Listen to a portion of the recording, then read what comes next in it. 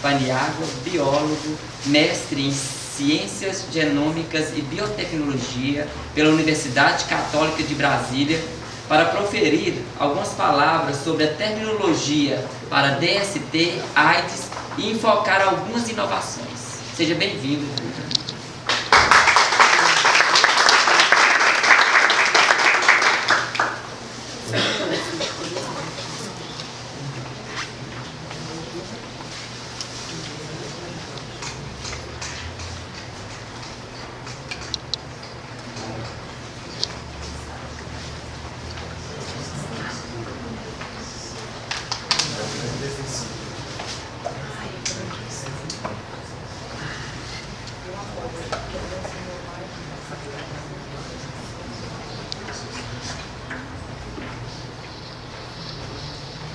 Bom, pessoal, bom dia.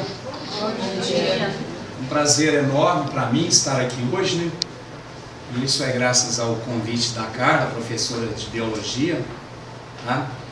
E eu, como o Lenivaldo já falou, eu não tive a oportunidade de participar das palestras anteriores, mas o que eu gostaria mesmo era de focar a terminologia, ou seja, o conceito de modo claro sobre alguns aspectos dessas doenças que a gente chama de DSTs, doenças sexualmente transmissíveis, né? E AIDS. Alguma coisa que fica assim meio embaralhando nossa ideia no dia a dia quando a gente vai falar para aluno ou mesmo para qualquer pessoa. E alguma coisa que ainda está bem obscuro, principalmente em relação à AIDS, certo? Bom, então eu sou biólogo e sou professor de ciências na Escola Estadual Manuela Faria Soares e no Estadual Virgílio Melo Franco, onde eu leciono biologia. Eu também trabalho na FAC, no curso de enfermagem. Eu só queria deixar para vocês que eu sou professor, sou conhecido em Unai como professor, mas eu tenho um pé na área da saúde, né? O meu mestrado, por exemplo, ele foi feito na área da saúde. Eu trabalhei com câncer de vesícula biliar, né? Então, quer dizer, estudando câncer, existem tantos termos, né? Porque é uma doença que assemelha a qualquer doença, enquanto o contrário não sucede, não se procede. Então é só para dar uma clareada. Então tudo bem. Então o que são doenças sexualmente transmissíveis? Doenças sexualmente transmissíveis é um conjunto de doenças que geralmente são passadas via sexual, mas não quer dizer que essas doenças que fazem parte de um grupo, né, de uma nosologia, um conjunto de doenças, passam apenas via DST. Por exemplo, hepatite B mesmo pode passar de uma pessoa para outra de modo que não seja pela via sexual. Outra coisa interessante na linguagem médica é essa ideia, por exemplo, de pegar doença. Ninguém pega doença. Ninguém pega doença, ninguém pega dengue. O que a gente pega é o agente etiológico para aquela doença. E mesmo pegando o agente etiológico, ou seja, contaminando, como a palestrante que me antecedeu falou, né? Mesmo tendo contato com aquele agente etiológico para uma determinada doença, AIDS, o HIV, por exemplo, né? Ou qualquer outra DST, o fato de ter o agente etiológico, aquele que seria a causa do problema, entre aspas, isso não quer dizer que eu vou manifestar a doença. Porque toda e qualquer doença é um processo extremamente complexo, né? E não é apenas a presença do agente etiológico que vai levar alguém a manifestar uma doença. Ou seja, desde a entrada dele no seu corpo, o que é chamado também erradamente de invasão. Vírus não invade célula nenhuma, nem vírus, nem bactéria não invade célula nenhuma. Eles entram na célula porque a célula permite que eles entrem. Então não existe invasão. Não existe, né? Por exemplo, o HIV consegue penetrar nas células chamadas linfócito TCD4, porque lá tem receptor para uma proteína que tem no envelope de membrana dele chamada P120. Então ele é como se tivesse uma chave e ele então usa essa chave para abrir a célula. Então não existe invasão, como se fosse, por exemplo, alguém chega aqui invadindo, né?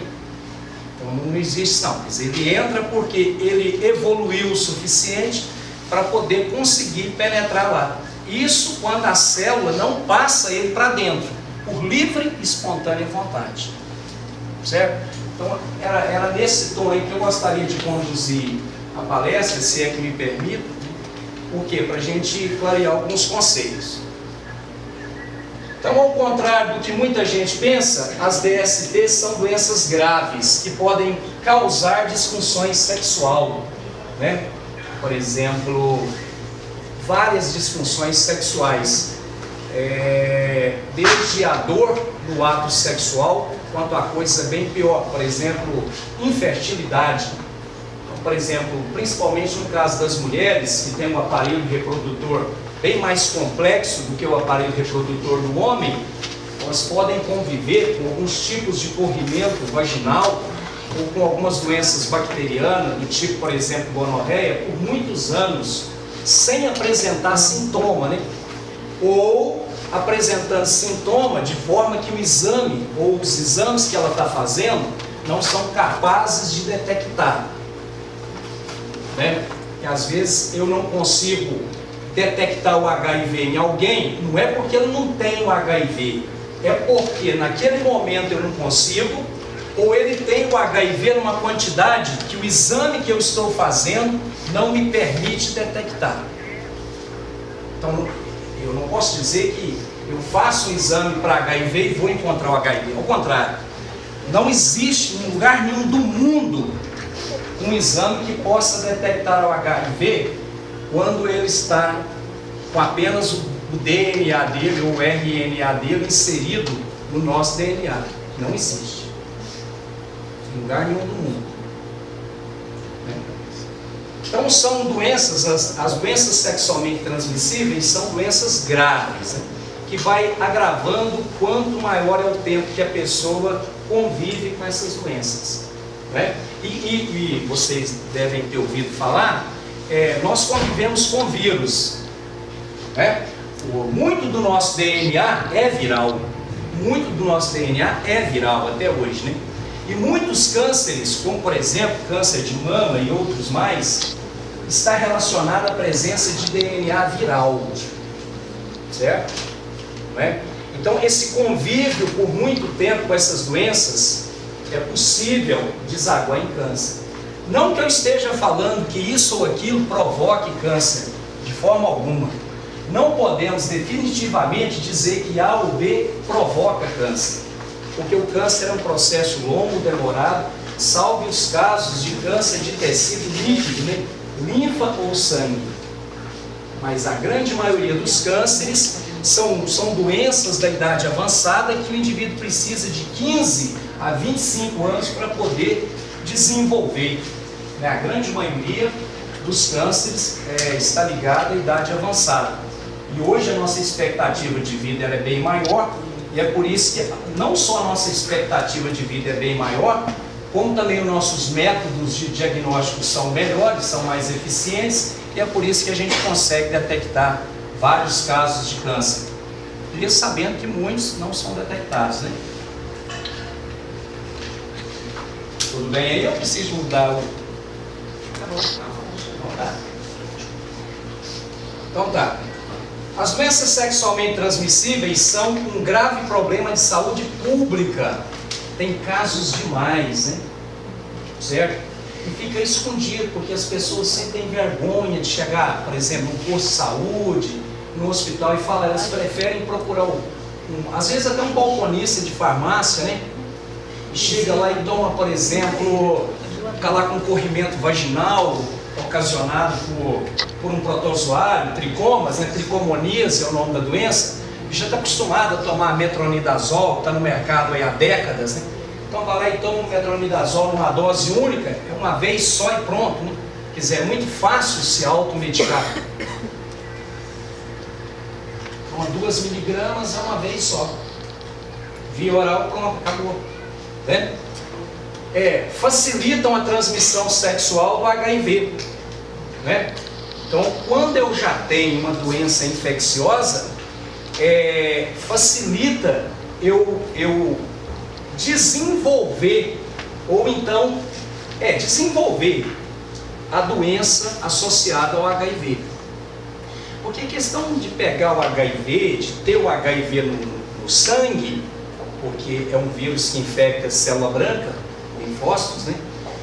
Ela, é claro que a gente tem que fazer de tudo para evitar, mas ela não seria, a presença do HIV no sangue não seria a causa da doença.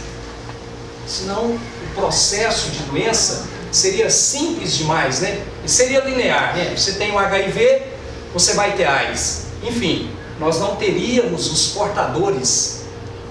Portador é aquele indivíduo que tem o agente etiológico, no entanto, ainda não manifestou ou nem vai manifestar a doença. Existem alguns casos no Brasil de pessoas que podem ter o HIV em qualquer quantidade no sangue, que nunca vão manifestar AIDS. Por quê? O que eles têm, né? Ainda está em estudo, né? O que os chimpanzés têm que eles também não desenvolvem AIDS? Certo? Quando não diagnosticados, esses casos de doenças sexualmente transmissíveis, diagnosticado e tratado corretamente, né? E a tempo, podem levar a pessoa portadora a ter complicações graves e até morte, né? A pessoa pode ter uma septicemia, uma infecção generalizada com bactérias no sangue, né? E morrer de forma que não pode nem abrir a tampa do caixão para não contaminar quem estiver lá ao lado, né? E é difícil você, por exemplo, fazer uma ligação que foi aquela doença sexualmente transmissível que foi levada há anos e anos, né? Que depois chegou lá na frente e resultou numa infecção generalizada. Geralmente não se faz um estudo para saber bem isso, né? Algumas DSTs, quando acometem gestantes, podem provocar o abortamento ou o nascimento com graves malformação. O aborto é a expulsão do feto até a 28ª semana. Passou da 28ª semana, não se considera mais aborto. A terminologia hoje é diferente, né? Por exemplo, desde 2005, no Brasil não existe mais pessoa no útero, né? Que já era adotado em vários países de primeiro mundo. A partir de 2005 para cá, não mais consideramos o indivíduo, o feto, como pessoa. Então é a expulsão do feto, o aborto é a expulsão do feto até a 28ª semana. E se é do feto, então não pega algumas fases aí da gravidez, não é? Ou então facilitar que ele venha a nascer com malformação. Por exemplo, a sífilis, né, conhecida também popularmente como lues, ela pode levar a cegueira, a má formação no coração, onde o septo, uma parede que separa os dois átrios e ventrículos, pode passar sangue de um lado para o outro, fazendo o sangue arterial, rico em oxigênio, misturar com o sangue venoso, pobre em oxigênio. Então a sífilis mesmo pode levar a má formação, né? E a bactéria associada a essa doença sífilis, ela é uma bactéria que ela tem uma virulência muito grande. Ela consegue esconder nos tecidos, né? Certo? Então é muito difícil de você usar uma terapia, o uso de um antibiótico ou um biocida que chegue até a bactéria para poder matar. A bactéria, por exemplo, a gonorreia, a Neisseria gonorrhoeae, ela produz biofilme, que é como se fosse um plástico, né? Então ela fica protegida por esse biofilme. E aí o antibiótico não chega nela. Não é que não chega, existe uma dificuldade grande do antibiótico chegar nessa bactéria da gonorreia, por exemplo. Além disso, além dessa estratégia de produção de biofilme, essa mesma bactéria, ela consegue aderir né, a parede dos órgãos, de forma que ela não sai, né? Não tem, ela não sai, ela fica muito aderente à parede. Por exemplo, existem algumas infecções urinárias, que é bem mais comum em mulher, porque a mulher tem a uretra bem menor que a do homem, né? E algumas bactérias... Oi? Em contato também, mais próximo do meio de... Exato. Então, as bactérias podem firmar ali de forma que nem mesmo a urina, quando a urina vem, tira elas da parede, porque elas têm estratégia, que a gente chama de virulência, né? Que é alguma estrutura ou alguma molécula, ou então genética da própria bactéria, para que ela consiga viver mais tempo, ou seja mais difícil de morrer, mesmo diante dos meios que nós temos para poder matar, né?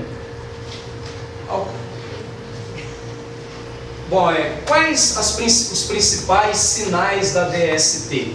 Então, o que são sinais, né? Quando a gente fala em doença, o que são sinais? É aquilo que eu posso medir.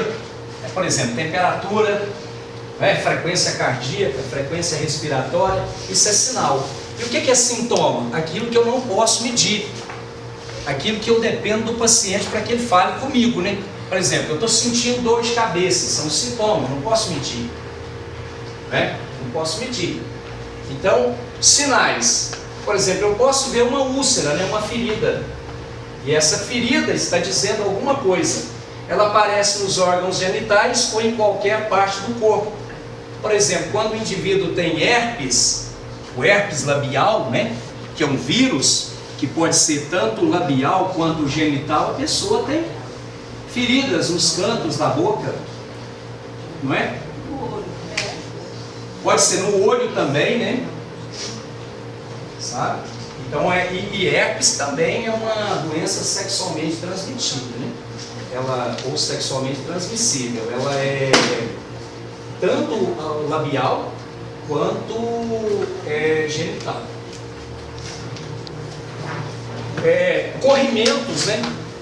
Existe o corrimento vaginal, existe um corrimento fisiológico, ou seja, natural, né? Mas alguns tipos de corrimento não são. Por exemplo, quando a pessoa infecta com um protozoário chamado tricômonas, e é muito comum a infecção por tricômonas, a doença chama tricomoníase, a pessoa tem um corrimento esbranquiçado, espumoso e fétido, com mau cheiro, um cheiro de peixe podre, não é? Entende?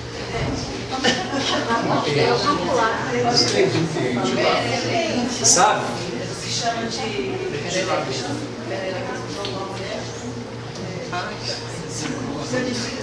Não, candidíase é outra. Falar nisso eu vou até aproveitar a fala da Lourdes, professora também, né? É difícil falar quem não é professora aqui, nesse sentido. A candidíase, que é associada a um fungo chamado Candida albicans, né? Não é uma doença sexualmente transmissível. Viu? E o problema grave é que a gente lê isso constantemente. Não é. Ela não é.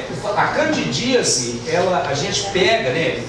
Isso que a gente fala, a candidíase, quando o sistema imunológico nosso abaixa demais, porque ela é normal na flora vaginal. Não só na vaginal, também na peniana. Só que, como eu disse anteriormente, o aparelho reprodutor da mulher é muito maior e muito mais complexo, né? Então a Candida albicans, ela é comum, ela faz parte do canal vaginal, que é estéril, né? Graças a... Não é, estou afirmando diante de câmeras, né? Inclusive eu pretendo até disponibilizar o vídeo depois. A candidíase não é uma doença sexualmente transmissível, não é. Embora é muito comum a gente ouvir falar isso, ler isso, né? Mas quando a gente vai buscar assim, em literatura específica e uma melhor credenciada, a gente vê que não, né? Então tá bom. Outra coisa que eu posso ver é verrugas, né? Verruga é um tumor, né? A própria verruga é por vírus, né? Quando você tem uma verruga na pele, é vírus, aquilo ali é um tumor benigno, mas é um tumor. Porque tumor, a palavra tumor vem do grego, quer dizer caroço. Agora, quando esse canoas